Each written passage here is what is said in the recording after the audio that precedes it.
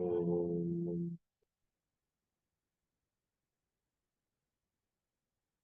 ஓம்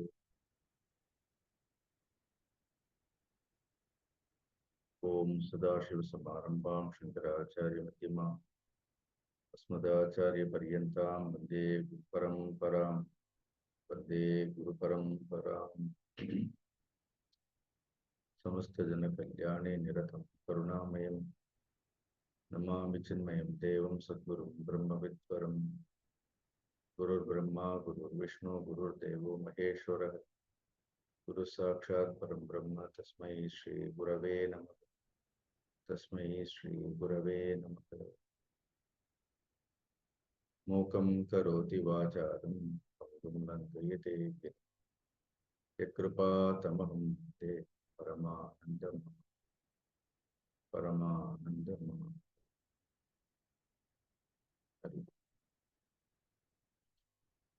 கீதையினுடைய 4வது அத்தியாயம். கடந்த வாரம் இந்த 13வது ஸ்லோகம் பார்த்தோம். சாதுர்வர்ணியம் மயா சிருஷ்டம் குணகர்ம விபாகஷக தஸ்ய கர்த்தாரம் அபிமாம் வித்தி அகர்த்தாரம் அவ்யயம். பகவான் இந்த 4 வர்ணங்களை நானே மானுட லோகத்தில் சிருஷ்டி செய்தேன் என்று சொன்னார். அந்த 4 குணங்கள் மற்றும் கர்மங்களை அடிப்படையாக கொண்டு நான் பிரித்திருக்கின்றேன். அவற்றையெல்லாம் நான் படைத்திருந்தாலும் நான் அவற்றிற்கெல்லாம் அப்பாற்பட்டவனாக, அவற்றிற்கு மேலாக எந்த காரியத்திலும் ஈடுபடாத ஒரு பாவத்துடன் அழிவற்றவனாக நான் இருக்கின்றேன் சொன்னார். இந்த 4 வருணங்கள் எவ்வாறு பிரிக்கப்பட்டது என்று பார்த்தோம். கடந்த முறை பார்த்தோம். 4 வருணங்கள் என்பது ஏற்கனவே இந்த சிருஷ்டியில் படைப்பில் இருக்கக்கூடிய ஒன்று. Much later it was only classified.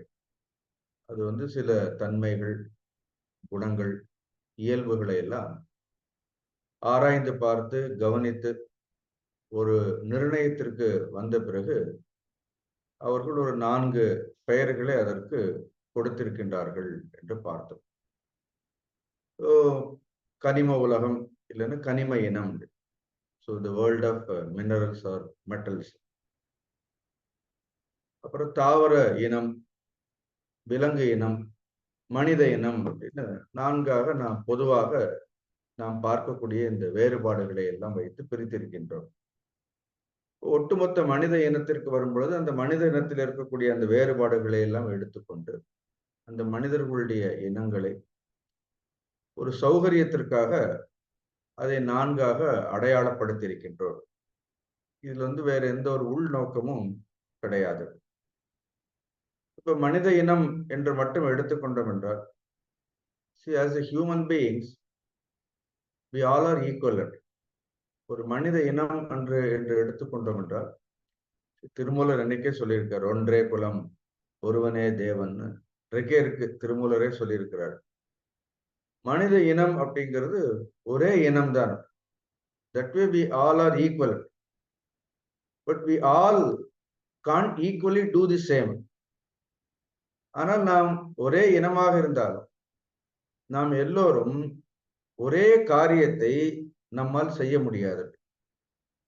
சில நேரங்களில் ஒரே காரியத்தை செய்பவர்களாக இருந்தாலும் ஒவ்வொருவருடைய இயல்பும் அணுகுமுறையும், if you study the nature of that individual and if you see that attitude of that person, அந்த மனிதர்களுடைய நடத்தை, அந்த மனிதர்களுடைய இயல்பு, அந்த மனிதர்களுடைய அணுகுமுறைங்கிறது அதுல நிறைய வேறுபாடுகளை நம்மால் பார்க்க முடிகின்றது. அதனால வெவ்வேறு காரியங்கள், எல்லோரும் ஒரே காரியத்தை செய்ய முடியாது. Everybody cannot do the same thing. எல்லோரும் எல்லா காரியங்களையும் செய்ய முடியாது. இதையெல்லாம் கருத்தில் கொண்டு இந்த 4 வருணங்களாக பிரிப்பதற்கு ஏதோ ஒரு அடிப்படை காரணத்தை அவர்கள் கண்டுபிடிக்கணுமா இல்லையா? Before labeling, before identifying, there must be some criteria, some basis. இவ்வாறு அதை பிரித்திருக்கின்றார்கள் என்றால் அதற்கு என்ன இருக்க வேண்டும்? ஒரு அடித்தளம் என்று ஒன்று இருக்க வேண்டும். அந்த பிரிப்பதற்கான அந்த அடித்தளம் கீதையில சொல்லும் பொழுது குண கர்ம விபாகஷக. So what is the criteria? The criteria is based on the quality and the activity. Now இதுல குணம்ங்கிறது இந்த ரெண்டையும் எடுத்துக்கணும் நம்ம. குண இஸ் லிட்டில் டெக்னிக்கல். குணம்ங்கிறது கொஞ்சம் நுணுக்கமான ஒரு நுட்பமான ஒரு விஷயம். அது கர்மங்களை போன்று ரொம்ப ஸ்தூலமானது கிடையாது. அதனால இது குணங்களினால் இந்த பிரிவினை எவ்வாறு என்பதை அடுத்து பார்ப்போம். பொதுவாக கர்மங்களினால் மனிதர்கள் செய்யக்கூடிய கர்மங்களை அடிப்படையாக வைத்து 4 பெயர்களை அவர்கள் வழங்கி இருக்கின்றார்கள். If you take karma, நாம் செய்யக்கூடிய காரியம், எல்லாரும் ஏதோ ஒரு காரியம் பண்றோம்.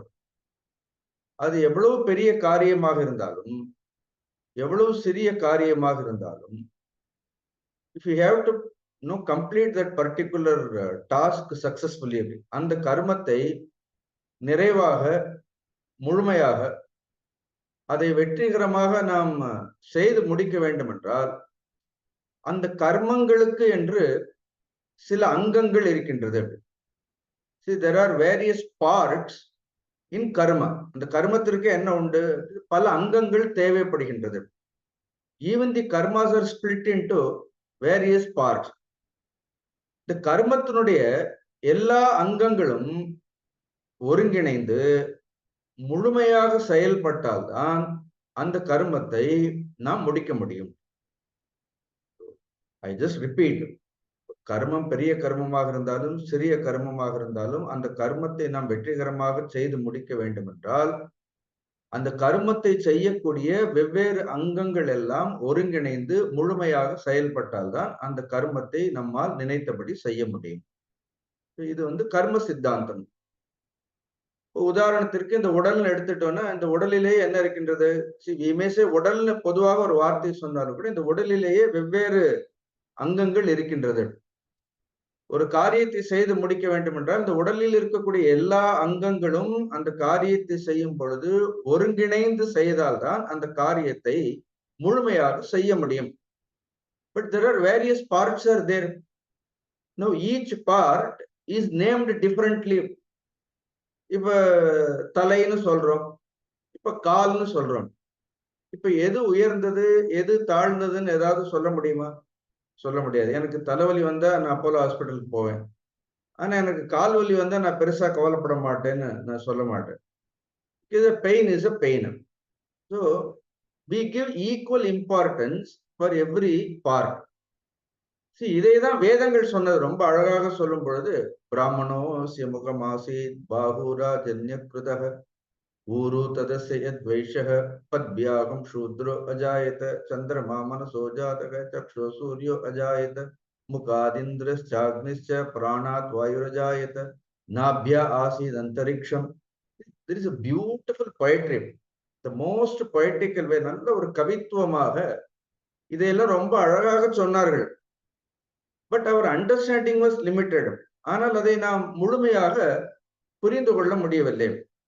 எப்படி இந்த பிரிவினைகள் எல்லாம் வந்தது அப்படின்னு உடலை ஒரு உதாரணமாக வைத்துக் கொண்டு எப்படி உடலில் பல்வேறு அங்கங்கள் இருக்கின்றதோ ஒவ்வொரு அங்கங்களும் ஒவ்வொரு தொழிலை செய்கின்றதோ அதே போன்று இந்த சிருஷ்டியில் இவையெல்லாம் இருக்கின்றது அப்படின்னு சொன்னார். அப்போ ஒரு கர்மத்தை செய்யும் பொழுது அதற்கு ஒரு முக்கியமான அங்கம் என்ன? ஜெனரலி இப்ப நம்மளுடைய உடல்ல எடுத்துட்டாலும் கூட உயர்ந்தது தாழ்ந்ததுன்ட்டு இல்லை. There is something called very important part. முக்கியமான அங்கம் ஒரு கர்மத்தை நாம் செய்து முடிக்க வேண்டும் என்றால் thinking are planning is very important. நீங்க எந்த ஒரு கர்மத்தையும் சிந்திக்காது ஆழ்ந்து ஆராய்ந்து பார்க்காது திட்டமிடாது ஒரு காரியத்தை துவங்க முடியாது. திட்டமிடுதல் அப்படிங்கிறது எந்த ஒரு காரியத்தை சிறப்பாக செய்து முடிப்பதற்கும் அது முக்கியமான ஒரு அங்கமாக இருக்கின்றது. Is it true or not? இப்போ ஒரு வீடே கட்டணும்னா முதல்ல என்ன பண்றோம்? You should go to an architect. அந்த திட்டமிடுதல்ங்கிற வேலையை என்ன பண்ண முடியாது, எல்லாரும் பண்ண முடியாது. So only an architect can give us a proper plan. நீங்க நம்மளுடைய அரசாங்கத்தை எல்லாம் எடுத்துக்கொண்டாலும் கூட எல்லா இடத்துலயும் என்ன இருக்கும் அப்படின்னா, ஒரு பிளானிங் கமிட்டின்னு ஒருத்தர் இருப்பாரு, ஒரு அட்வைசரி கமிட்டின்னு ஒண்ணு இருக்கும், நல்ல ஆலோசனைகளை வழங்குவதற்கு. அந்த காலத்துல ராஜாக்களுக்கு ஆலோசனைகளை எல்லாம் வழங்குவதற்கு கூட அத மந்திரினே சொல்றோம், மந்திரிகள்னு இருந்தார்கள். So generally we call it as think tank. அது சொல்லும் பொழுது என்ன பண்ணணும், ஒரு சிந்தனை களஞ்சியம். நம்மை சுற்றி ஒரு காரியத்தை செய்யும் பொழுது அந்த காரியத்தை சரியான திட்டமிடுவதற்கு என்று என்ன இருக்க வேண்டும். So it is not an easy job. அது அவ்வளவு சுலபமான காரியம் இல்லை. நம்ம குருதேவ் கூட அழகா சொல்வார், பிளான் அவுட் யுவர் ஒர்க். அப்புறம் என்ன பண்ணுவார், the work out your plan. No, those who can plan the work actually they cannot do the work. ஒரு காரியத்தை சரிவர திட்டமிட தெரிந்தவர்களால் அந்த காரியத்தை சரிவர செய்து முடிப்பதற்கு அவர்களுக்கு தெரியுமான, அது அவர்களுக்கு தெரியாது. They are expertized only in thinking, planning. அவ்வளவுதான். ஒரு ஆர்கிடெக்ட் போனா அவர் என்ன பண்ணுவார் அப்படின்னா, அதை நன்றாக திட்டமிட்டு அதற்கு ஒரு வரைபடம், he gives us a blueprint, ஒரு வரைபடம் கொடுக்கின்றார். இது ஒரு முக்கியமான அங்கம். அடுத்த அங்கம் என்ன வேண்டும், somebody has to execute that plan. அந்த திட்டங்களை சரியாக செயல்படுத்துவதற்கு உறுதி வாய்ந்த மனிதர்கள் தேவைப்படுகின்றார்கள். இப்போ உதாரணத்திற்கு, the thinking takes place only in our head, but then we need a broad shoulder. So அடிக்கடி நம்மளுடைய பிரைம் மினிஸ்டர் கூட சொல்வாரா இல்லையா, அப்படி இந்த 8 இன்ச் இருக்கு 10 இன்ச் இருக்குன்னே சொல்லிட்டே இருப்பாரு. ஸோ அதே மாதிரி you need sometimes a very broad shoulder. ஆனால் பாகு ராஜன்ய கிருத்தக அப்படின்னு somebody thinks. இப்போ ஒரு வீடே கட்டணும்னா கூட அவர் பிளான் போட்டு தான் கொடுப்பாரு. Then in order to execute it, there is some engineer is there. There is a beautiful word, is a structural engineer ne solvaர்கள். See, the structural engineer alone knows how much to execute this plan. எவ்வளவு திருடம் வாய்ந்த உறுதியான கம்பிகள் எல்லாம் வேண்டும், அந்த கலவை எல்லாம் எப்படி இருக்குன்னா, see that if you have seen that structural drawing, அது எல்லாராலையும் போட முடியாது. அதற்கு என்று என்ன இருக்கணும், அதற்குன்னு படித்திருக்கணும். So somebody has to execute it. These executors generally they are called administrator. So the capacity to plan is different, the capacity to administrate is totally different. Some people can efficiently administrate. அவர்களுக்கு நிர்வாகத்திறன் இருக்கும், ஆனால் அவர்களால் உட்கார்ந்து என்ன பண்ண முடியாது, சிந்திக்க முடியாது. சில பேருக்கு நன்றாக சிந்திப்பவர்கள் இருப்பார்கள், அவர்களுக்கு நிர்வாக பொறுப்பை கொடுக்க கூடாது. சோ நிர்வாகத்திற்கு என்று என்ன இருக்கு, அதற்கு ஒரு சிறப்பு இருக்கு. Now somebody can think, then somebody can execute. Now who will mobilize the funds? So there must be financial committee. Actually அதுதான் முதல்ல போடுவார்கள். First without funds, without finance, without money, government முதல்ல செய்யறது என்னன்னா, முதல்ல பட்ஜெட் தான் போடுவார். அப்புறம் தான் எல்லாருக்கும் பிளானிங் இருக்கட்டும், எக்ஸிகியூஷன் இருக்கட்டும். What you need is you have to financial resource is very important. இப்போ மூன்றாவது என்ன பண்றோம், ஸோ மூணாவது அங்கம். இதெல்லாம் ஒவ்வொரு அங்கம் பாருங்க. இதுல ஏதாவது ஒரு அங்கம் இல்லாவிட்டாலும் கூட அந்த கர்மத்தை நம்மால் முழுமையாக செய்து முடிக்க முடியாது. There are people to plan, there are people to execute, and there are people to mobilize all the funds. Then ultimately who will do the leg work? அதுக்கு பேரே அழகா சொல்ற, லெக் ஒர்க். ஓடி ஆடி என்ன பண்ணணும், ஓடி ஆடி வேலைகளை எல்லாம் செய்வதற்குன்னு ஒருத்தர் இருக்கணும்.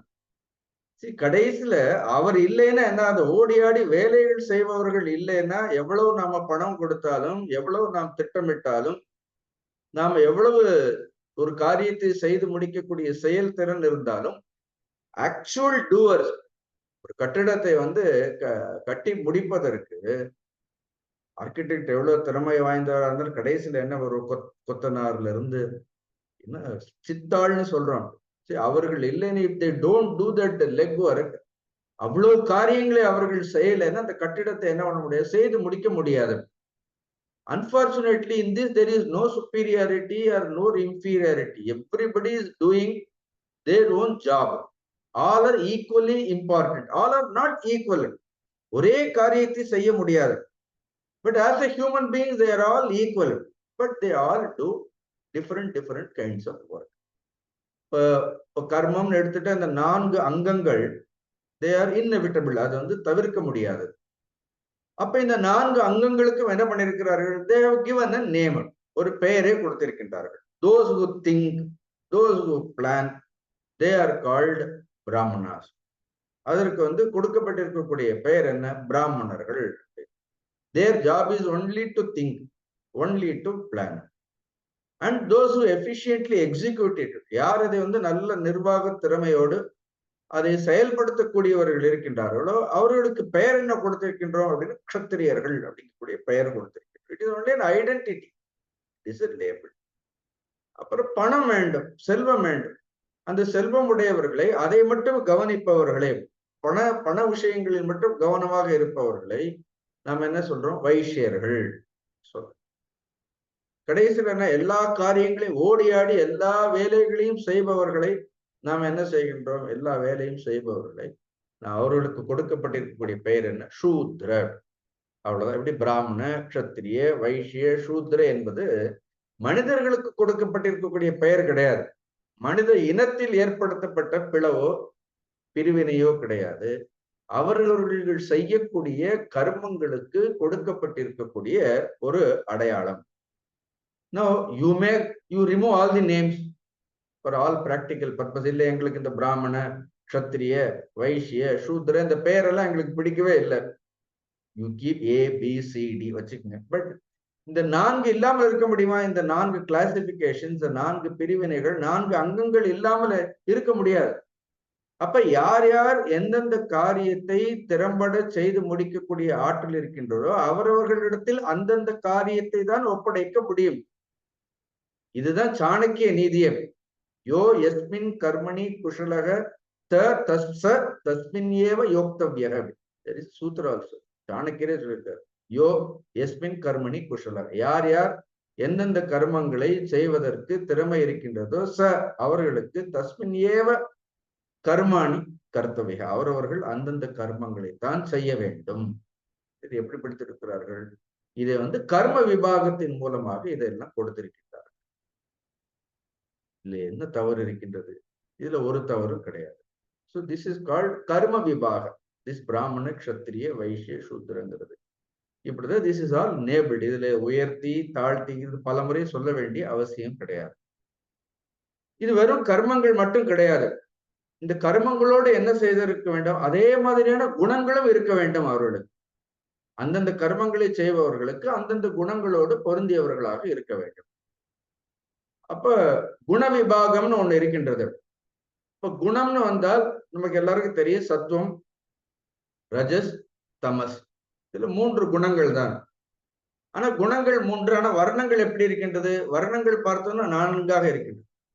குணங்கள் எவ்வாறு இருக்கின்றது? 3ஆக இருக்கின்றது. So they studied the nature. அதான் சொல்லும் பொழுது the conduct, the attitude of that person. அவர்களுடைய குணாதிசயங்களை கருத்தில் கொண்டு அங்கே என்ன பண்ணிருக்கிறார்கள், அந்த குணங்களுக்கு தக்கவாறு, எவ்வாறு கர்மங்களுக்கு தக்கவாறு 4 வர்ணங்களை சொன்னார்கள், அதே மாதிரி மனிதர்களுடைய குணங்களை எல்லாம் நன்றாக கவனித்து ஆராய்ந்து பார்த்து they have classified. அதையும் இந்த 4 விதமாக வைத்திருக்கின்றார்கள். அதை வந்து சங்கராச்சாரிய பகவான் எந்தெந்த குணம் இருந்தால் என்னங்கிறது பாஷ்யத்துல தெளிவாக இங்க எழுதியிருக்கிறார். ஐ ஜஸ்ட் ரீட் தி பாஷ்யமே படிச்சு பார்ப்போம். தத்ர சாத்விகஸ்ய சத்வ பிரதானஸ்ய பிராமணஸ்ய ஷமோ தம தப இத்தியாதீனி கர்மாணி. This is purely based on குணம். இங்க கர்மத்தை சொல்லல, குணங்களை சொல்லியிருக்கிறார். இதுல சாத்விக கர்மங்கள் பிரதானமாக இருக்கக்கூடியவர்கள். So predominantly if sattva guna expresses, நம்ம குணத்தை பார்க்க முடியுமா? குணங்களை நம்மால் பார்க்க முடியாது. You cannot see the gunas, but you can see its expression, you can see its manifestation. அந்த குணங்கள் சில கர்மங்கள் மூலமாக அது வெளிப்படுகின்றது. அப்ப சத்துவம் பிரதானமாக இருந்தால் ஷமன மன அடக்கம், தம புலனடக்கம், தப தவம் இத்தியாதினி எட்ஸெட்ரா எட்ஸெட்ரா எட்ஸெட்ரா. இம்மாதிரியான கர்மங்கள் இருப்பவர்களால் என்ன பண்ண முடியுங்கிறார்கள்? நன்றாக அவர்கள் ஒரு விஷயத்தை பாரபட்சம் இல்லாமல் சிந்திக்கக்கூடியவர்களாக இருப்பார்கள். அதனால சத்துவம் பிரதானமாக இருந்தால் கொடுக்கப்பட்டிருக்கக்கூடிய அடையாளம் என்ன? கொடுக்கப்பட்டிருக்கக்கூடிய அடையாளம் பிராமண என்று சொல்கின்றோம். Very clear. அப்ப ரெண்டாவது சொல்றார், சத்வ உபசர்ஜன ரஜப்பிரதானஸ்ய க்ஷத்ரியஸ்ய ஷௌரிய தேஜ பிரபுத்தீனி கர்மாணி. ரெண்டாவது சத்துவ உபசர்ஜன மீன் சத்துவம் இட் பிகம் செகண்டரி. ஃபர்ஸ்ட் கேஸ்ல பார்த்தீங்கன்னா சத்துவம் பிரதானமாக இருக்கும், ஆனால் அவர்களுக்கு ரஜஸ் தமஸ் இல்லாமல் இல்லை. இப்போ உதாரணத்திற்கு சத்துவம் 70% இருக்கும், ரஜோகுணம் 20% இருக்கும், சத்துவ குணம் 10% இருக்கும். ஸோ தென் ஷம தம தப போன்ற கர்மங்களில் ஈடுபடுவதற்கு this is the literal combination. ரெண்டாவது இதுல என்ன இருக்கிறது, கொஞ்சம் வித்தியாசமா பார்க்கும் பொழுது சத்துவ குணம் செகண்டரி ஆயிடும். ரஜோகுணம் என்ன இருக்கும்? ரஜோகுணம்ங்கிறது மேலோங்கி இருக்கும். அதற்கு க்ஷத்ரிய குணம் அப்படின்னு பெயரிட்டிருக்கின்றார். அவர்கள் ஷௌரியம் தேர் ஆல்வேஸ் வேலரஸ், தே எக்ஸிபிட் ஸ்ட்ரென்த். அவர்கள் மூலமாக பலம் வெளிப்படுகின்றது. தேஜக அது பிரபுத்தீனி, எல்லாவற்றையும் செய்து முடிக்கக்கூடிய ஒரு காரியங்களை செய்து முடிக்கக்கூடிய ஆற்றல் அவர்களிடத்தில் இருக்கின்றது. This is the second combination குணங்களில். இதெல்லாம் மனிதர்களிடத்தில் பார்க்கின்றோம். அப்ப மூணாவதாக சொல்லும் பொழுது தம உபசர்ஜன, யாரிடத்திலிருந்து தி தமோ குணம்ங்கிறது என்ன இருக்கிறது? உபசர்ஜன மீன் செகண்டரி. ரஜப்பிரதானஸ்ய, ஆனா ரஜஸ் என்ன இருக்கிறது? பிரைமரியாக இருக்கும். இப்ப அதுல பார்க்கும் பொழுது சத்துவ உபசர்ஜனம்னு பார்த்தோம். முதல்ல பார்த்தது சத்துவ பிரதானம், ரெண்டாவது சத்துவ உபசர்ஜனம் ரஜப்பிரதானம், மூணாவது தம உபசர்ஜனம் ரஜப்பிரதானம். ரஜோகுணம் பிரதானமாக இருக்கும், ஆனால் தமோ குணம் என்ன இருக்கும்? அதிகமாக அதுவும் தமோ குணம் இருக்கும். வைஷ்யஸ்ய, அப்படிப்பட்டவர்கள் வைஷ்ய கர்மம், அவர்கள் என்ன கர்மங்களை செய்வார்கள்? கிருஷ்யாதீனி கர்மாணி. So they will engage themselves in trading. இந்த தேசத்துல வணிகர்கள் அப்படின்னு இல்லைன்னா, உழைப்பு பணம் சம்பாதிக்கக்கூடியவர்கள் இல்லைன்னா the government cannot run. So who will pay the tax? So all the income comes only through their earning. Until they earn purely, they earn money. Their focus is only on money. அங்காவதாக சொல்லும் பொழுது என்ன பண்றார்கள் அப்படின்னா, ரஜ உபசர்ஜன. ரஜோகுணம்ங்கிறது என்ன இருக்கும்? உபசர்ஜனமான, it become secondary. தம பிரதானஸ்ய, தமோ குணம்ங்கிறது மேலோங்கி இருந்து சூத்ரஸ்ய சுஷ்ரூஷா ஏவ கர்ம, they will do only all the leg work. அவர்களுக்கு தமோ குணம் பிரதானமாகும், ரஜோகுணம் உபசர்ஜனமாக இரண்டாவதாக இருக்கும் பொழுது அவர்களால் என்ன பண்ண முடியும் அப்படின்னா, அவர்கள் நிறைய காரியங்களை உடல் ரீதியாக செய்யக்கூடிய உடல் உழைப்பில் அவர்கள் ஈடுபடுகின்றார்கள். இப்படிதான் என்ன பண்ணியிருக்கிறார்கள், இந்த குணங்களை வைத்து, இந்த 3 குணங்களை வைத்து 4 கர்மங்களை அவர்கள் பிரித்திருக்கின்றார்கள். இதுலயும் எனக்கு ஒன்றும் தவறாக இருக்கின்ற மாதிரி தெரியல. இன்னும் கொஞ்சம் இதை நம்ம சொசைட்டில பார்க்கணும்னா, நம்ம பிராக்டிக்கலா சொல்லணும்னா, சத்துவகுணம் மேலோங்கி இருப்பவர்களிடத்தில் சுயநலம்ங்கிறது இருக்கக்கூடாது. அதுதான் பின்னாடி நம்ம கீதையில படிக்கும்போது கீதை என்ன சொல்றது? சத்வ is predominant. Such sattvic people in the society, when they work, when they guide the society, they must be selfless. அதனால பொதுவாக யாரெல்லாம் சுயநலம் இல்லாமல் காரியங்களை செய்கின்றார்களோ, ஏன்னா எந்த ஒரு எதிர்பார்ப்பும் இல்லாமல் செய்கின்றார்களோ, அவர்கள் சத்துவ குண பிரதானத்தோடு கூடியவர்களாக இருக்கின்றார்கள். நோ ஸ்டில் என்ன இருக்கிறது, அடுத்த லெவல்ல பார்க்கும் பொழுது they are selfless, but at the same time people are very ambitious also. ஏதாவது ஒன்றை சாதிக்க வேண்டும் அப்படிங்கக்கூடிய ஒரு துடிப்பும் இருக்கும். அதோடு என்ன பண்ண வேண்டும், கொஞ்சம் சுயநலமற்ற தன்மையும் இருக்கும், சுயநலம் இல்லாமலும் இருப்பார்கள். அப்படி இருந்தால் என்ன ஆகுது, அது நம்ம க்ஷத்திரியர்கள். அதுல கொஞ்சம் சத்துவம் 2வது இடத்தையும், தமோகுணம் சத்துவகுணம் என்ன ஆகுது, சத்துவகுணம் 2வது இடத்தையும், ரஜோகுணம் முதல் இடத்தையும் பிடித்துவிடும். கொஞ்சம் ரஜஸ் மேலோங்கினாலே கொஞ்சம் அந்த செல்ஃப்லெஸ்னஸ்ங்கிறது கொஞ்சம் குறையும், இல்லாமல் போய்விடாது. Now when it is a third centered, when the whole attention is only on இங்க மணி மேக்கிங் எடுத்து வைக்க வேண்டாம். We are not talking about that way. We are talking only about selflessness and selfishness. Some people are what? They are only just selfish. அவர்களுக்கு ஏதாவது ஒரு காரியம் ஆக வேண்டும்னு என்ன பண்ணுவார்கள், அந்த அவர்களுடைய காரியத்தை செய்வதற்காக they will go to any extent. They will get that work done. So that Guna, அந்த குணத்தை என்ன சொல்றோம், வைஷ்ய குணம்னு சொல்றோம். Then there are fourth category அப்படின்னு, sometime predominantly ஒரு laziness இருக்கும்.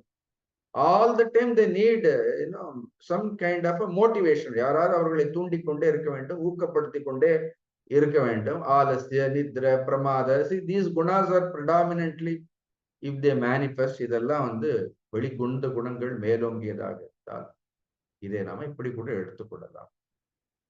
ஈவன் ஸ்பிரிச்சுவாலிட்டியில கூட நீங்க ஆன்மீகம்னு எடுத்துக்கொண்டால் கூட அந்த ஆன்மீகத்தில் கூட இந்த 4 குணங்களும் இருக்கும்.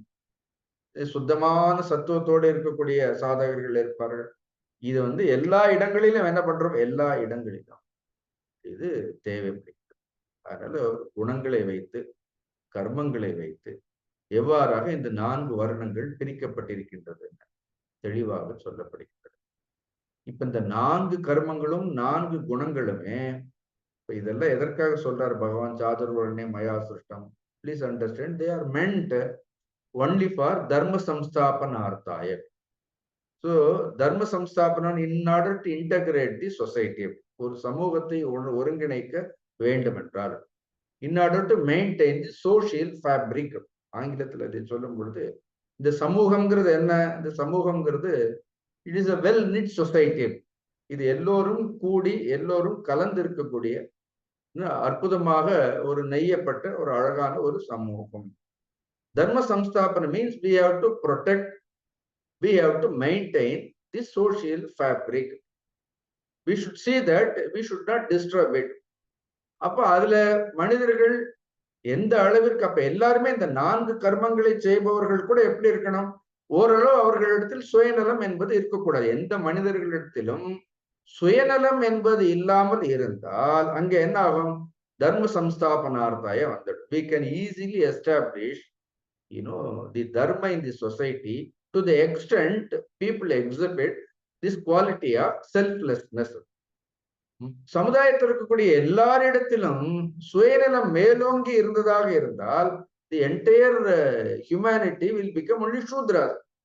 அது பேர் தான், அது இது பிறப்பை வைத்து சொல்லலையே நம்ம. It become a community, become the entire humanity. எல்லாருமே சுயநலவாதிகளாக இருந்தால் என்ன ஆகும், the nation also will not progress. The social fabric will be disturbed. இதுதானே நம்ம மகாபாரத காலத்திலிருந்து என்ன பார்க்கிறோம். துரியோதனாதிகள், what kind of a quality they exhibited. They say kshatriya kshatriya kshatriya, but ultimately they were himsatmaka. They wanted to create a kind of a himsa to the good people. அவர்களுக்கு சுயநலம் மேலோங்கி இருந்தது. Then they disturbed the entire social fabric. So war became inevitable. அப்ப யுத்தம்ங்கிறது தவிர்க்க முடியாததாகி விட்டது. இப்ப நாம் இந்த உலகத்தை பொறுத்தவரை ஒரு கர்மங்களை செய்பவர்கள் எல்லோருமே நல்ல நடத்தையோடு சரியான அணுகுமுறை கொண்டவர்களாக இருந்தால் அந்த சமூகத்தினுடைய வலை, அந்த சமூகத்தினுடைய கட்டுப்பாடுங்கிறது என்ன இருக்கும், சீர்குலையாமல் அது இருக்கும். அதற்காகத்தான் என்ன பண்ணார்கள், இந்த 4 வர்ணங்கள் என்பது பிரிக்கப்பட்டு நமக்கு சொல்லப்பட்டது. இப்ப செல்ஃபிஷா இருந்தோம்னா என்ன ஆயிடும், தென் அதர்மம்ங்கிறது மேலோங்கி விடும். ஸோ அப் டு திட், இதுதான் இந்த வர்ணங்களுக்கும் தர்ம சம்ஸ்தாபனத்திற்கும் இருக்கக்கூடிய ஒரு தொடர்பு. Now when we read, நமக்கு என்ன கேள்வி, இந்த subject might feel it is little bit boring, but we should understand about this. இப்ப எப்பொழுது இது குணம் கர்மம்னு சொல்ற வரைக்கும் ஒரு பிரச்சனையுமே கிடையாது. இந்த 4 வர்ணங்கள் இது குணத்தினால் ஏற்பட்டது, கர்மத்தினால் ஏற்பட்டது அப்படின்னு சொல்ற வரைக்கும் nobody revolted. ஆனா எப்பொழுது இந்த 4 வர்ணங்களும் பிறப்பினுடைய அடிப்படையில் தோன்றியது, அந்த ஜன்மம்னு கொண்டு வந்துட்டோம்னா என்ன ஆயிடுறது, the whole problem started not when you explained it as a guna and karma. Then something which is not told here, which is practiced. ஆனா இது வந்து இந்த நான்குமே என்ன ஆயிருது, ஒரு அந்தணருடைய குலத்தில் பிறந்தவர், அடுத்து என்ன, அவர் அந்தணராக அழைக்கப்படுகின்றார். அந்த குலத்தில் பிறந்தால் அவர்கள் அவ்வாறு அழைக்கப்படுகின்றார்கள் அப்படின்னு சொல்லும் பொழுது என்ன ஆயிடும், சொல்லும் பொழுது the whole problem started. See, here also we don't understand. When these kind of differences are there in karmas and gunas, please understand. எங்கேயுமே, now even in your own working place, even when you go to any spiritual organization also, there also you will see these different kind of people. All people will not have, same mental wavelength. See, ஒவ்வொருவருடைய குணாதிசயங்களும் என்ன இருக்கும், அவர்கள் கர்மங்களை செய்யக்கூடிய திறன், அவர்களுடைய சிந்திக்கக்கூடிய திறன், இதெல்லாம் என்ன இருக்கும், வேறு வேறாக இருக்கும். wherever you go, like-minded people naturally, automatically form a group. போன உடனே என்ன பண்ணும், ஒரு இடத்துக்கு போன உடனே என்ன பண்ணும், அங்க போன உடனே என்ன பண்ணும், நீங்க பாருங்க, பொதுவா ஒரு பேர் இருக்கும் அந்த குரூப்புக்கு, அதுக்குள்ள பார்த்தோம்னா என்ன இருக்கும், அதுல ஒரு 4 குரூப் இருக்கு. I have also studied the structure of all these people. They will have, அவர்களால் ஒரு விதமான கர்மத்தை தான் பண்ண முடியும், ஒரே மாதிரி தான் சிந்திக்க முடியும். See, the same like-minded, ஆங்கிலத்துல கூட சொல்வார்கள், brothers are the same, bird flock at one place. அதே மாதிரி it is so natural. நீங்க அப்படி எல்லாம் நீங்க ஒரு குரூப்பா பிரிக்கணும்னு ஒன்னும் அவசியமே கிடையாது. Automatically like-minded people, over the period, if you see that, நீங்க ஒரு மாசத்துல ஒரு இடத்துல போனா ஒரு 4 குரூப் என்ன ஆயிடும், 4 குரூப் சாதாரண, ரொம்ப சாதாரண, they form into the group and their whole idea is to strengthen that group. அதை வந்து ரொம்ப ஸ்ட்ராங்கா வச்சிருப்பாங்க. அதுல யாரையும் உள்ளே வரவிட மாட்டாங்க, யாரையும் அதுல இருந்து வெளியிலையும் போக விட மாட்டாங்க. Ultimately, instead of maintaining that institution, that organization, that social fabric, if there is selfishness, then finally, because of these very people, the organization gets totally disintegrated. They fight among themselves. The idea is, there is nothing wrong in like-minded people coming together. அப்படிதான் இருக்கும், நீங்க இதெல்லாம் தவிர்க்கவே முடியாது. In the long history of this creation, in this civilization, just எப்ப creation ஆரம்பிச்சது, it has a very long history. So in the long history, all these people, the thinking people, those shama, dhamma, titiksha, it is so natural that initially they formed a group. அவர்கள் எல்லாம் என்ன பண்ணார்கள், they started living in a same place, group. Much later it has become a family. அந்த குழுவே என்ன எடுத்து, அது என்ன எடுத்து ஒரு குடும்பமாக எடுத்து. So அவர்களுக்குள்ளேயே திருமணம் செய்து கொண்டார்கள். Because like-minded people with same wavelength, they started, getting married each other. Then they formed, ஒரு எப்படி பாருங்க, individuals come together, they form a small group, then that group has become a family, then many families put together, it has become a particular community. Now whoever born in that community is named that way only. So what is wrong in it? நீங்க இதுல இது இல்லாமல் இருக்கிறதா, இப்ப சமுதாயத்துல இது இல்லாமல் இருக்கிறதா, இல்லாமல் இருக்கிறதா, it is there. For example, இப்போ ஒரு குழந்தை பிறக்கும் பொழுது அந்த குழந்தைக்கு என்ன மதம்னு தெரியுமா? Does the child knows that அது ஹிந்து மதமா, இஸ்லாமிய மதமா, கிறிஸ்துவ மதமா, அந்த குழந்தைக்கு தெரியுமா? தெரியாது. But people, this particular god, particular philosophy, they worship, then they themselves classified. இப்போ ஒரு குழந்தை அந்த குலத்துல பிறந்தாலே அந்த குழந்தை என்ன சொல்ற, if it is born, then we call it as Hindu child. Don't we call it? So, then if the particular child is born in the Islamic religion, we say that this child is Islamic child. அது ஒரு முஸ்லிம் குழந்தை, ஒரு கிறிஸ்துவ குழந்தை, ஒரு இந்து, இப்படிதானே அடையாளப்படுத்துகின்றோம். ஏன்னா சில நேரம் நாமளே சொல்லுவோம், it is there in their blood. அப்படி sometimes there, if somebody chants something, ஏதாவது மந்திரங்களை எல்லாம், no, it is there in their blood. நானே கேள்விப்பட்டேன், எங்களுக்கு சுட்டு போட்டாலும் வராதுன்னு பாருங்க. No, we just say that. சில நேரம் அது ரத்தத்திலேயே இருக்குன்னு சொல்றோம். சில நேரம் அது பிறவியிலே இருக்கின்றதுன்னு சொல்றோம். Even if that particular child is born in that Hindu family, என்ன ஆகுது அப்படின்னா அந்த குழந்தைக்கு ஏற்கனவே என்ன இருக்கிறது, அந்த சம்ஸ்காரங்கள் தான் இருக்கின்றது. அப்படிதான் என்ன ஆகுது, different now you see that the society நீங்க எடுத்துட்டீங்க, how many sects are there, எவ்வளவு பெயர்கள் வைத்திருக்கின்றார், who created all these things. See, they themselves formed all these things, அவ்வளவுதான். இது பிறப்பினாலேன்னு வரல. அதுக்கப்புறம் என்ன ஆகுது, அதில் பிறந்தவர்களுக்கு என்ன பண்றார்கள், அவர்கள் அந்த அடையாளத்தை they were labeled with that name or that community, that religion, அந்த பெயர்கள் எல்லாம் என்ன பண்றது, கொடுக்கப்பட்டது. இதுல ஒன்னும் உயர்வு தாழ்வு இதெல்லாம் ஒன்றுமே கிடையாது. Now the idea is, அவர்கள் ஒரே குலத்தில் பிறந்ததான்னு சொல்ல, they should exhibit those characteristics also. அது ரொம்ப முக்கியமா இல்லையா? So much later, then the characteristics are studied. They may be born in a particular ஒரு கம்யூனிட்டியா இருக்கலாம். பட் அவர்களிடத்தில் அந்த குணாதிசயங்கள் இல்லாவிட்டால், அந்த குணாதிசயங்கள் வெளிப்படாவிட்டால், generally for technical reason they don't belong to that community, because their samskaras, அந்த குணங்கள் எல்லாம் நாளடைவில் வெளிப்படும் பொழுது அது வேறு குணங்களாக இருந்தால் நாம் என்ன சொல்ல முடியும், தென் ஏதோ தப்பி பறந்துட்டான்னு சொல்லிடுவோம். உடனே நாம இதெல்லாம் சொல்றதுதான். Now we have, for convenience, we have classified, we have labeled. If somebody doesn't fall, just because he is born, he cannot carry all the time that label, because அது ஒண்ணு நெத்தில எழுதி ஒண்ணும் அழிக்க முடியாம ஒட்டி எல்லாம் யாரும் வரல. much later it is ascertained, அதை ஊர்ஜிதப்படுத்த வேண்டும் என்றால் அவர்களுக்கு என்ன இருக்கணும், அந்த குணாதிசயங்கள், அது தொடர்ந்து கடைசி வரைக்கும் அந்த குணாதிசயங்களை அவர்கள் பின்பற்றக்கூடியவர்களாக இருக்கும். If you see that now as a community, where is Brahmin community now? இப்போ இந்த ஒரு கேள்வியை கேட்ட பெரிய குற்றம் ஆயிடும். So I am not talking as the prevalent community சொல்லல. நான் சொல்றது இந்த குண கர்மங்களை வைத்து பார்த்தோம் என்றால், ஷம தம தப்ப இதெல்லாம் சொல்றாரு, அவர் குணங்களை வைத்து சொல்றாரு.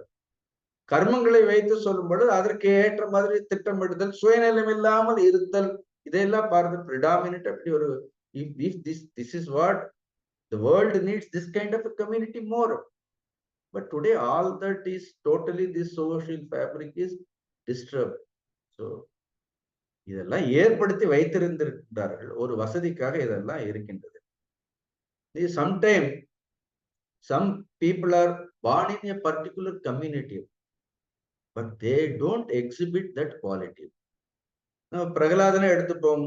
உதாரணத்திற்கு Prahladan, he was born in அசுர குலம், பிறந்தது என்ன, அசுர குலம். But Bhagavata clearly says that அசுரோபி அசுர குண வர்ஜிதக, even though he was born in அசுர குலம், பட் அசுர குண வர்ஜிதக அப்படின்னு அவனிடத்துல என்ன பார்க்க முடியாது, எந்த ஒரு.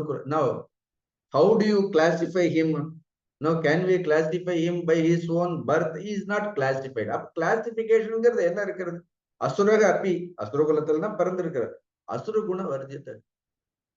இப்ப எவ்வளவோ நாயன்மார்கள், நீங்கள் ஆழ்வார்களுடைய சரித்திரங்களை எல்லாம் எடுத்து பார்த்தா ஒரு குறிப்பிட்ட குலத்தில் பிறந்தவர்களாக இருக்கலாம். Because of they were born to some particular parents, they are labeled a particular community, but you see the qualities exhibited by them.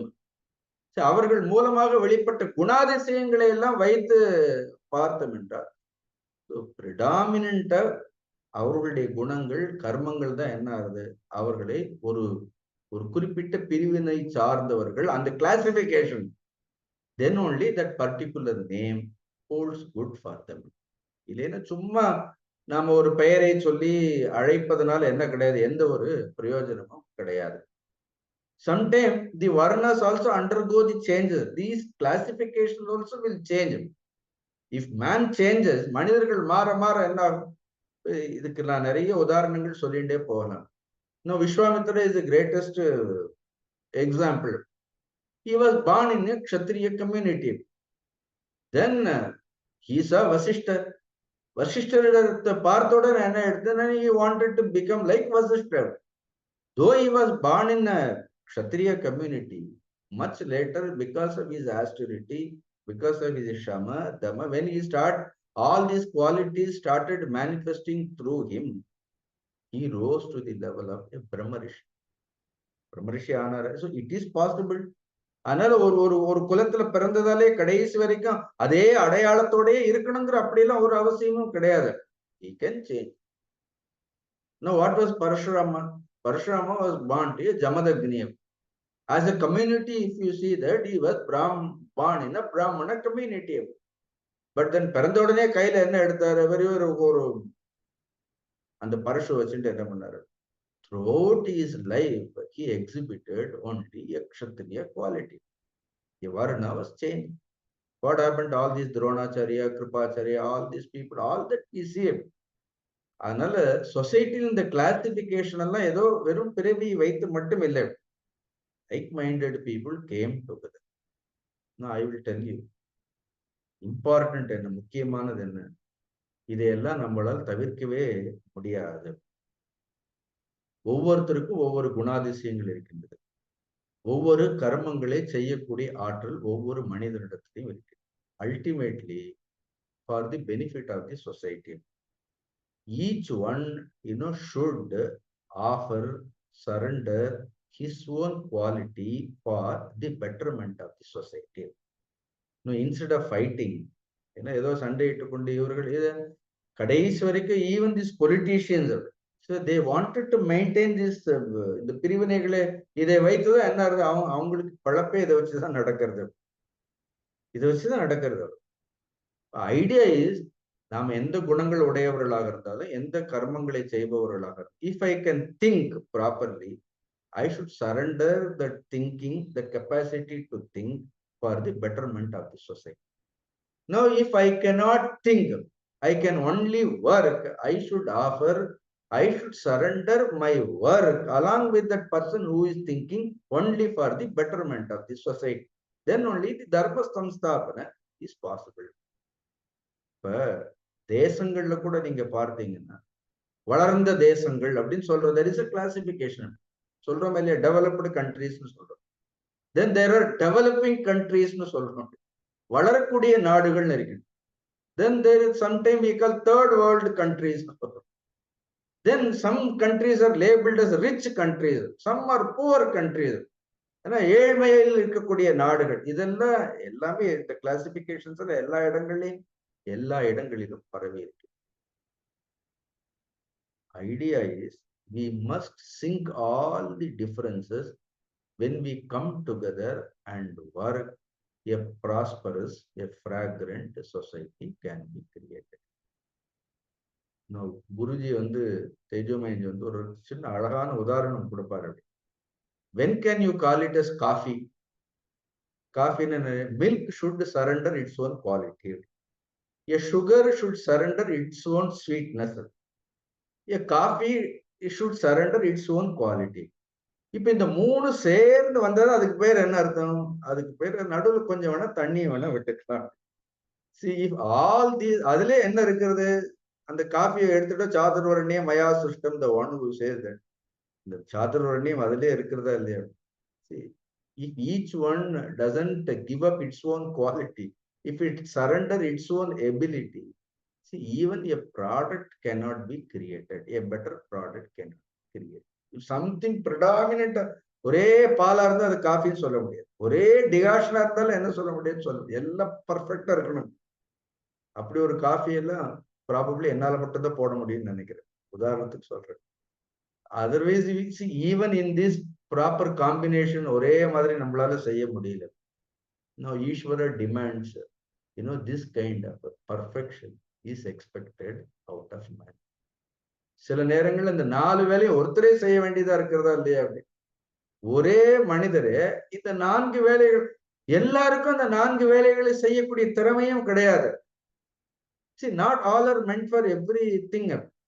See, sometimes establishing a mission center, everybody cannot do also. எல்லா வேலையும் எல்லாரும் செய்ய முடியாது. But some people are capable of doing everything. See, they can teach, they can do administration, they can mobilize fund, and if you ask them to run around, they will run around. All the 4 they were able to do. You see our Gurudev, he was able to talk, He was able to, muster all his strength. He was able to mobilize funds, and he was just running around here and there. Now, when all these ingredients, எல்லா குணங்களும், எல்லா கர்மங்களும் ஒரே விகிதத்தில் ஒரே மனிதரிடத்திலிருந்து வெளிப்பட்டால், அவர் யாருன்னு அழைக்க முடியும்? Can we call him as a Brahmana? He is Ishvara. Because only in Ishvara, அது ஈஸ்வரனாக இருந்தாலும் இந்த நான்குமே என்ன இருக்கும்? நான்குமே எந்த ஒரு வித்தியாசமுமே இல்ல. If all these qualities, like somebody makes a perfect copy, அவர்களிடத்தில் ஈஸ்வர குணம் வெளிப்படுகின்றதுன்னு அர்த்தம். See, this is called ஈஸ்வரத்துவம். Then he is no more a human being. ஏதாவது ஒண்ணு மட்டும்தான் என்னால எனக்கு யோசிக்கிறதுக்கு மட்டும் விடுங்க, எனக்கு வேலை செய்ய சொன்னீங்கன்னா என்னால முடியாது. only that quality is. Somebody says என்னால ஃபண்டே கலெக்ட் பண்ண முடியாது, ஆள விடுங்க அப்படின்னா, he is not able to do means he is not capable of doing that. Now such people are worshipped when they manifest all these qualities.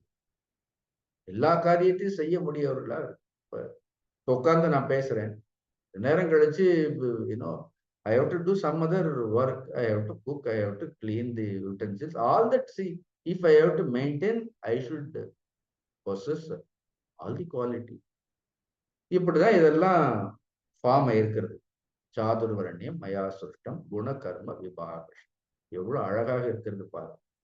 If this understanding is there, if we all come together, sink all the differences, whichever way we can contribute, because we cannot do all the four, we are not Ishvara. But if we come together, Ishvara will manifest it there.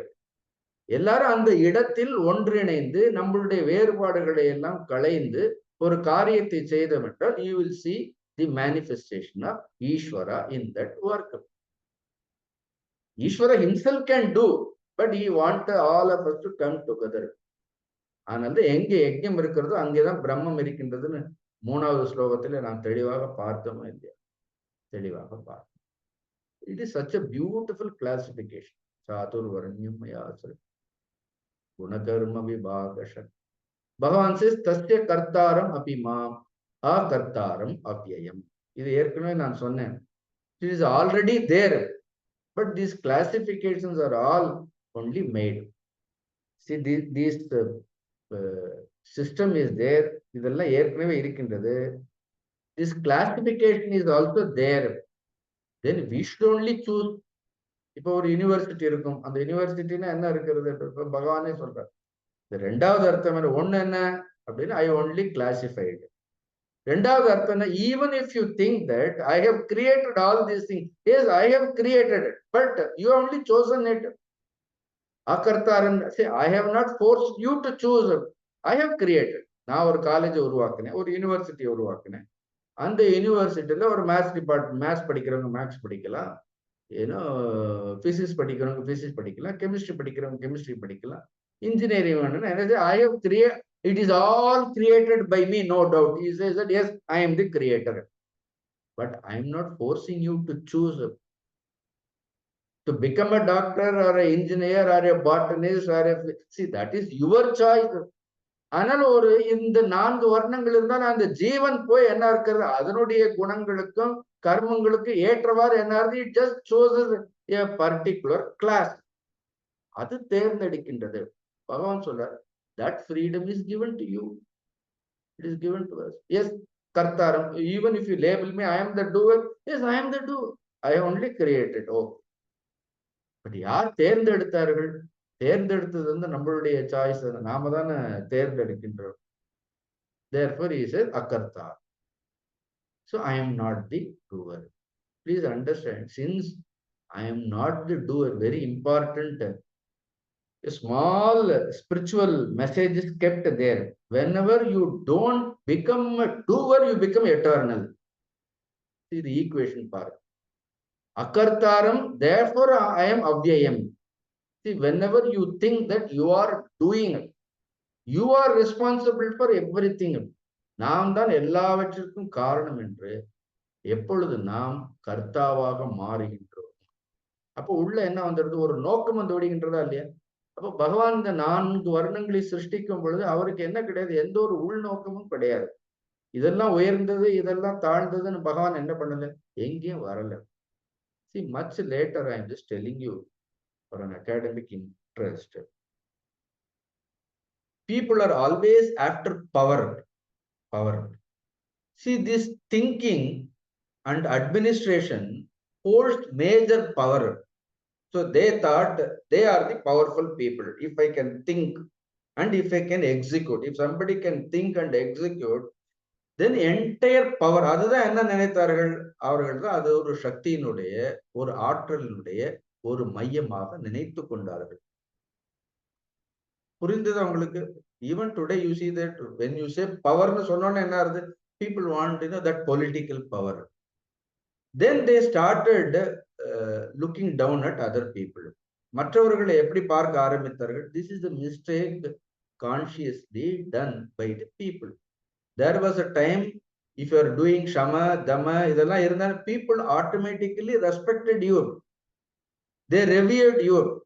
They have listened to you. Once people started, நான் நிறைய இந்த பேசுறவங்க எல்லாம் கூட பார்ப்பேன். ஆரம்ப காலத்துல அவங்களுக்கு நிறைய பின்பற்றுபவர்கள் இல்லாத பொழுது ஒரு மாதிரி பேசுவார்கள். Once you become a very popular speaker, once you become an accepted speaker, then everybody look up to you. That person's attitude totally changes. Then later he thinks whatever he speaks, you know, that alone the society should follow. இது எப்படி இருக்கிறது பாரு. அப்புறம் அவர் எந்த கருத்தை சொன்னாலும் என்ன ஆயிடும்? அவர் ஏதோ கடவுள் மாதிரி சொல்லாரு. நான் தான் கடவுள்னே சொல்ல ஆரம்பிச்சுடுவார்கள்.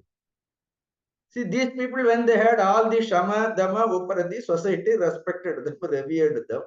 They given their place. Then they thought that as a power. Then they started dominating. They started looking down at other people. Then it is a cycle.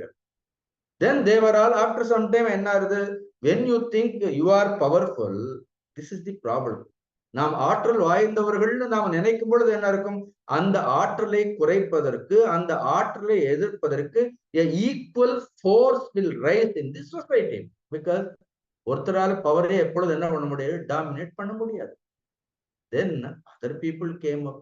When the Brahmanas thought they were very powerful, all இதுதான் நான் புராணங்கள் இதிகாசங்கள்ல இருந்தே சொல்றேன். All the kshatriyas என்ன பண்ணாரு? They wanted to just, you know, keep all the Brahmanas under their control. They started killing everybody.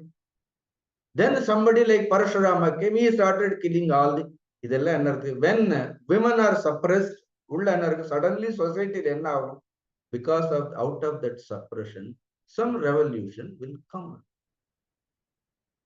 The people, those who are suppressed at one time or other, என்ன ஆகும்? They will suddenly become more powerful because of that suppression. Then அவர்கள் மேல வந்த அப்புறம் விட்டுடுவார்களா? Then they have tasted that power. Then over the period of time என்ன பண்ணுவார்கள்? அவர்கள் சொல்றதில்ல. Then other classes are, you know, suppressed and these people dominate for some time. Whenever we give importance to the power, when we try to dominate for continuous period, over the period, நாம் தொடர்ந்து அதிகாரத்தில் இருந்து கொண்டு எல்லோரையும் ஆட்சி செய்து எல்லோரையும் நம்முடைய கட்டுப்பாட்டில் வைத்திருக்கும் பொழுது அதற்கு எதிராக இன்னொரு சக்தி தோன்றும். See, this is so natural. இப்படிதான் என்ன ஆகுது? நீங்க வரலாற்றை எடுத்து படித்து பார்த்து ஒவ்வொரு காலகட்டத்தில என்ன இருக்கிறது? இந்த குண கர்மங்களுக்குள்ளேயே என்ன இருக்கிறது? அதிகார மையங்கள், அதிகார பீடங்கள் மாறிக்கொண்டே இருந்திருக்கிறது. Beauty of this creation. But we don't understand the நாம என்ன பண்ணிட்டோம்? The purpose is forgotten. All this classification இதெல்லாம் அதிகாரங்களுக்காக கிடையாது. அதிகாரங்களுக்காக. When a person becomes a chief minister or the prime minister, if he thinks that it is a power, I am superior to everybody, what will happen to that person or to that country? Then it will not prosper. இதையெல்லாம் நன்றாக புரிந்து கொண்டு அவரவர்கள் அவர்களுடைய ஆற்றல்களை அவர்களுடைய கர்மங்களை அர்ப்பணித்தால் மட்டும்தான் என்ன ஆகும்? அர்ப்பணித்தால் மட்டும்தான் the society will prosper. No, here it is said, Bhagavan says, Tasya kartaram api akartaram vidyama. See, much later people, I have classified it beautifully. People, because of their own selfishness, because of their own ego, அவங்களுடைய அகங்காரத்தினால என்ன பண்ணார்கள்? அவர்களுடைய அகங்காரத்தை வாழ்க்கையினுடைய உண்மையான நோக்கத்தை புரிந்து கொள்ளலாம். See, after this I have to go and talk on magic of life னு ஒரு தலைப்பு எனக்கு கொடுத்திருக்கிறார். No, life is not a magic actually. It is a solid reality. But they have given me a topic called magic of life. Life is not a magic. You know, it is a solid reality in front of you. If you don't understand what is we have been living without understanding what it is, it's the pathetic condition. We have been living. வாழ்கின்ற ஆனா உண்மையிலே we have never inquired about the life. There is no proper thinking about it. These classifications and all, nobody scientifically thinks about it. But people are predominantly, they are arrogant. அவர்களுக்கு மனிதர்களுக்கு என்ன இருக்கிறது? அகங்காரம் இருக்கின்றது. Lord says that I am அகர்த்தாரம். நீங்க ஒரு இடத்துக்கு போங்க, ஜஸ்ட் 2வது லைனே பாருங்க. யூ கான்ட்ரிபியூட் யுவர் ஓன், உங்களுடைய ஆற்றல்களை, உங்களுடைய குணாதிசயங்களை, you just surrender. Then don't claim anything. Don't never say that because of me only it has happened. You be thankful to the Lord. Then you rose to the level of Ishvara. You become Ishvara. This is what understanding the idea of Ishvaratvam. Then you become Ishvara. Not just worshipping Ishvara. நாம் ஒரு இடத்திற்கு போய் நாம் நம்மளுடைய கர்மங்களை, நம்மளுடைய குணாதிசயங்களை, நம்மளுடைய ஆற்றல்களை அந்த இடம் மேம்படுவதற்காக நாம் அர்ப்பணித்து விட்டு அது எந்த ஒரு அகங்காரமும் இல்லாமல், எந்த ஒரு சுயநலமும் இல்லாமல் நாம் எல்லோரும் பணி புரிந்தோம் என்றால், are you not Eeswarar? Are you not exhibiting the quality of god? Then one day it is all meant to know the self. கடைசியில் என்ன இருக்கிறது? பூலோகத்துல இந்த சாதுர் வர்ணம் என்பது இதை பின்பற்றி இதுல எந்த ஒரு அகங்காரமும் இல்லாமல் இதை சரியாக புரிந்து கொண்டு மனிதர்கள் சுயநலம் இல்லாமல் செயல்பட்டால், then they will understand the real purpose of life. That will reveal the reality. But நம்ம அவ்வளோ ஒரு பெரிய ஒரு விஷாலமான புரிதல் இல்லாமல் என்ன பண்றோம்? Then we start fighting and the society gets disintegrated. This is the problem. Now the next verse, if somebody understands everything, understands me also in this way, and if he understands me in this way, he will understand about himself also. Natural இந்த கிளாசிபிகேஷன்ல பகவான் எப்படி பண்ணிருக்கிறார், அதுல எந்த ஒரு உள்நோக்கமும் இல்லைன்னு புரிந்து கொண்டு யார் ஒருவர் அதன்படி செயல்படுகின்றார்களோ கடைசியில் என்ன ஆகும்? அதை புரிந்து கொண்டு அதன்படி செயல்பட்டால் அதுவாகவே மாறிவிட மாட்டோம். அதேதான் அடுத்த ஸ்லோகத்தில் ரொம்ப அழகாக சொல்கின்றார். இந்த ஈஸ்வர தத்துவம்ங்கிறது அடுத்த ஸ்லோகத்தில் ரொம்ப அழகாக சொல்லப்பட்டிருக்கின்றது. Now, this is the continuation of ஏயதா மாம் பிரபத்தியந்தே தாங்ஸ்தேவ பஜாமியம் மம வர்த்மா அனுவர்த்தந்தே மனுஷ்யா பார்த்த சர்வசகங்கிறது தொடர்ச்சி தான் திருப்பி என்ன வருது? இந்த 14வது ஸ்லோகத்துல வருகின்றது. இவ்வாறு என்னை நன்றாக புரிந்து கொண்டு ஒவ்வொருவரும் கர்மங்களை செய்தார்கள் என்ற ஏயதா மாம் பிரபத்தியந்தேக்கு எழுது. இவ்வாறு புரிந்து கொண்டு செயல்பட்டார்கள் என்றால் அவர்கள் என்னையே வந்து அடைவன்றார்கள். பகவான் ஞான தபஸா சொன்னாரா இல்லையா? இப்ப பாருங்க, அந்த ஏதா மாம் பிரபத்தியந்தேங்கிறத இவ்வாறு ஞானத்தோடு யார் என்னை வழிபடுகின்றார்களோ அப்படிப்பட்ட ஞானிகள் என்னையே அடைகின்றார்கள் அப்படிங்கிறது. See, we should know how Ishvara works. See, this is the beauty of Hinduism. இப்ப there are many philosophers. நிரீஸ்வரவாதம்னு ஒண்ணு இருக்கின்றது. People accept reality, accept Atman, but people do not accept Ishvara. ஈஸ்வரரை ஏற்றுக்கொள்ள மாட்டார்கள். அப்படி இருக்கிறது. Buddhism doesn't accept Ishvara. Even in our own Hinduism, ஷட் தர்ஷனங்கள் 6 தர்ஷனங்களே Sankhya doesn't accept Ishvara. But yoga, Sankhya will say only Purusha and Prakriti. But yoga will say Purushaga Viseshagan. அதே புருஷனுக்கு என்ன ஆகும்? இட் கிவ்ஸ் ஒரு விசேஷனம் கொடுக்கும் பொழுது புருஷ விசேஷ ஈஸ்வரகன் பதஞ்சலி சொல்லிட்டு போயிடுவார். Patanjali gives importance to the Ishvara. No, that is the beauty of Hinduism. See, even I read Jay Krishnamurti, all that, but when it comes to the topic of Guru, all that Ishvara, I have my own choice. So I may not accept all that.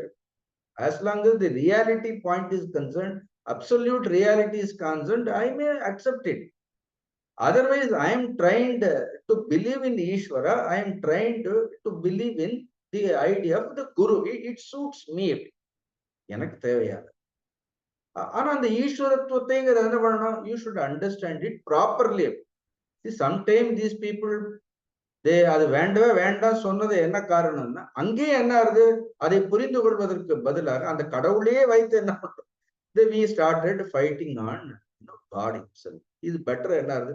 You just disown all these ideas, all these concepts. They went to another extreme. And any extreme will not serve the purpose. So you must have a very balanced mind. That is more important. No, this Mama Vartma Anuvartante Manushya Partha Sarvashara. Have you studied this somewhere else? எங்கேயாவது படிச்ச ஞாபகம் இருக்கா இந்த ரெண்டாவது line? ஏன்னா நீங்களும் 81வது class கீதை attend பண்றீங்க. Because the second line, first line பாருங்க, ஏயதா மாம் பிரபத்யந்தே தான் சதைவ பஜாமி, விட்டுடு. மம வர்த்மா அனுவர்த்தந்தே மனுஷ்யா பார்த்த சர்வசக, இந்த ரெண்டாவது லைன் எங்கேயாவது படிச்ச ஞாபகம் இருக்கா? எல்லாரும் தலையை குனிஞ்சாச்சு. Because the second line is already said in third chapter. There, when in the third chapter, when it was the topic, what was the topic? We should understand the topic. There, it was a role model. Yadyada chardi shrestha tattadeva idaro janaka sayat pramanam kurute lokas tadana vartade. Solite yadi agamna varteyam jatu karmani atindritaga mama vartma vannu vartante manushya partha sarvasha. Ange sonnar ide varte sonnar. Yadi agam na varteyam jatu karmani atindritaga. ஒருவேளை நான் சோம்பல் இல்லாமல் கர்மங்களை செய்யாவிடில், நான் பிறருக்கு முன்னுதாரணமாக இருக்காவிட்டால் மனிதர்கள் எல்லா விதத்திலும் என்னையே பின்பற்றுவார்கள். There he told as a role model. See, இதெல்லாம் மறக்க கூடாது. அங்கே the topic was not ஈஸ்வரத்துவம். There is a யத்யதா சிரேஷ்ட புருஷனாக சொன்னார். Now here he repeats as the ஈஸ்வர பாவம். யார் ஒருவர் இந்த ஈஸ்வரனுடைய இருப்பை சரியாக புரிந்து கொள்கின்றார்களோ அவர்கள் ஈஸ்வர தன்மையை அடைந்து விடுகிறார். If you understand the whole classification as the beauty of Ishvara, accept this classification, understand this classification. இந்த பிரிவினைகளை எல்லாம் நன்றாக புரிந்து கொண்டு அந்த பிரிவினைகளுக்குள் எங்கோ ஒரு இடத்தில் நம்மை பொருத்தி கொண்டு அதை நாம் முழுமையாக அர்ப்பணம் செய்தோம் என்றால், நாம் சுயநலம் இல்லாமல் இருந்தோம் என்றால், நாம் ஈஸ்வர தன்மையை அடைந்தது. அதை சொல்றதுதான் இந்த ஸ்லோகம். So this sloka, if you see that, how to understand Ishvara. So we believe in the presence of Ishvara. We believe in Guru. Belief is based on it. அதே தான் இந்த ஸ்லோகம் சொல்றது. We read this sloka. Explanation you will see later. Namam karmani limpanti name karma pale spruha iti mam yo bijanati karmabhir nasabadhyate. So iti mam yo abhijanati, அதுதான் ரொம்ப முக்கியம். இதி இத்தினா இவ்வாறாக, யோ யார் ஒருவர், மாம் என்னை, அபிஜானாதி நல்லா அண்டர்லைன் பண்ணும். See, much before he said தத்துவதகன் சொன்னார், ஜன்ம கர்மச்சமே திவ்யம் யோ மமவேதி தத்துவதகன் சொன்னார். What is said as தத்துவதக is repeated here as அபிஜானாதி, the one who understands me perfectly. See, அதனால்தான் எப்பொழுதுமே first we should understand. ஒரு இடத்துக்கு if you say life, first we should understand what is life, what is the purpose of life. If these two questions doesn't come, என்ன ஆயிடும் அப்படின்னா the living becomes, நம்ம வாழ்ந்ததே பிரயோஜனம் இல்லாமல் போயிடும். அதனால who is Ishvara, what is the purpose of Ishvara, what is the role of Ishvara in my life, how I should look up to him, இதெல்லாம் நமக்கு தெரியல. We will miss the whole thought development. நம்ம எல்லாம் மறந்தே போயிடும். அந்த பகவான் இதை திருப்பி திருப்பி ஞாபகப்படுத்துறாரு பாருங்க. இதி மாம் யோ அபிஜானா. ஆக்சுவலா நான் ஃபர்ஸ்ட் லைனே வேண்டான்னு சொல்லிடுவேன். நமாம் கர்மாணி லிம்பந்தி நமே கர்ம புலேஸ்வர, அதை தள்ளி கூட வச்சிருங்க. ஆனா அது தஸ்ய கர்த்தாரம் அபிமாம் வித்யா கர்த்தாரங்கிறத அதை திருப்பி நமாம் கர்மாணி. சி ஜென்ரலி நீங்க இவ்வளவு எல்லாம் கூட தெரிஞ்சுக்க வேண்டாம். Just if you say, Yo Mam Abhijanati, the one who knows as I am, he is released from all karma. If you know Ishvara, not necessarily you should know Ishvara, that karmas doesn't touch him, karma palas doesn't touch him. அவ்வளவுலாம் நீங்க ரொம்ப ஆராய்ச்சி பண்ணி தலையெல்லாம் பிச்சுக்க வேண்டாம். Second line மட்டும் எடுத்து Yo Mam Abhijanati, that one who accepts me, one who understands me, one who surrenders to me. So this is the beautiful path. So some people, this path is very easy. Why you should deny the Ishvara? Buddha said, in my path there is no Ishvara. Those who don't want Ishvara, let them follow their own path. For us, this is very convenient path. Convenient path. Much இதர் கொஞ்சம் விளக்கமாக பார்க்கணும். Then how we should understand Ishvara? The problem is, நாம் ஈஸ்வரர் எப்படி புரிந்து வைத்திருக்கின்றோம் என்றால், exactly the same way we understood our husband, wife, children, the people around us. The same way. அதே மரியாதை தான். மற்றவங்ககிட்ட எப்படி பழகுறோமோ அதே அப்ரோச் தான் குரு கிட்டையும். Because throughout our life, நம்ம இப்படியே பேசி, இப்படியே பழகி, இப்படியே அணுகையே என்ன பண்ணிருக்கோம்? அப்படியே தான் ஈஸ்வரரே அணுகுவோம். நமக்கு சப்போஸ் இந்த அணுகுமுறை சரியாக இருந்தால் பரவாயில்ல. இந்த அணுகுமுறைகளிலேயே நிறைய சுயநலமும் தவறுகளும் இருப்பதால் இதே மாதிரிதான் என்ன பண்றோம்? குருவினிடத்துல அவர் நமக்கு வேண்டியதை சொன்னா எனக்கு ரொம்ப பிடிக்கும், எனக்கு பிடிக்காத சொல்லிட்டாரு. Now I have disowned him. ரொம்ப ஈஸியா I disowned my guru. No, I don't accept Ishvara because you are behaving like you are behaving to all other people. No, that is not abhijana. You janati, not abhijanati.